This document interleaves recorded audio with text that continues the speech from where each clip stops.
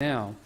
one of the things that I do give credit to the former government for is their aviation green paper and white paper and the NASAG process that came out of that, which is a safeguarding our airports process. It's the whole idea of trying to get cooperation between the federal government and state governments and local government around planning permissions to safeguard airports. I'm a little disappointed that it seems to have plateaued, and the hard work of taking the policy concept and implementing it appears to have stalled, and that may not all be the federal government's fault. It takes cooperation from states and local government as well to make those things happen, and we're seeing a lot of discussion with the Federation White Paper and COAG processes, and I think both sides of politics suffer the frustration of our three levels of government and sometimes not being able to drive very good common sense ideas through.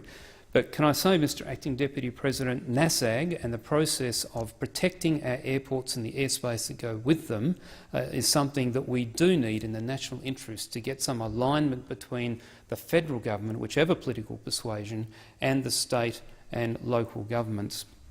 Why? Because it's important to our economy, it's important to lots of social functions, whether that be things like banking, mail services, medical services. Where we don't protect airports and the airspace, we will see a degradation in the ability of the aviation industry to service Australia in the manner to which we've become accustomed.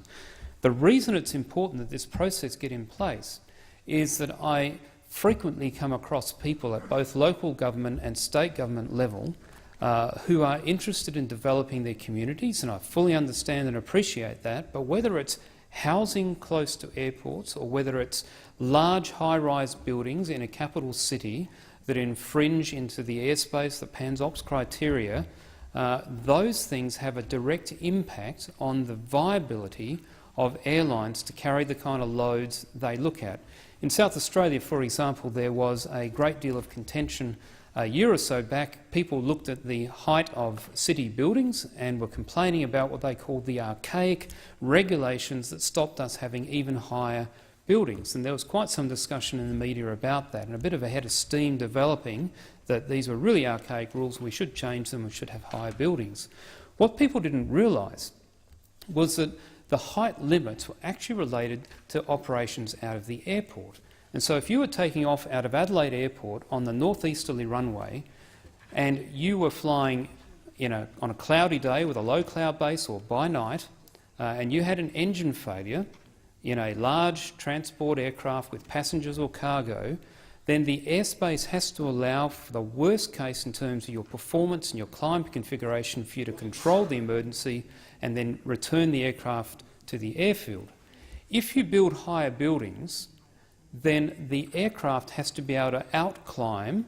the worst case, which is an intersection with that building, which means that the operators are then constrained to carrying less fuel, which means they can go a shorter distance, or they have to offload passengers or cargo. And so eventually you start constraining the operations to the point where airlines are not prepared to come and actually service that centre.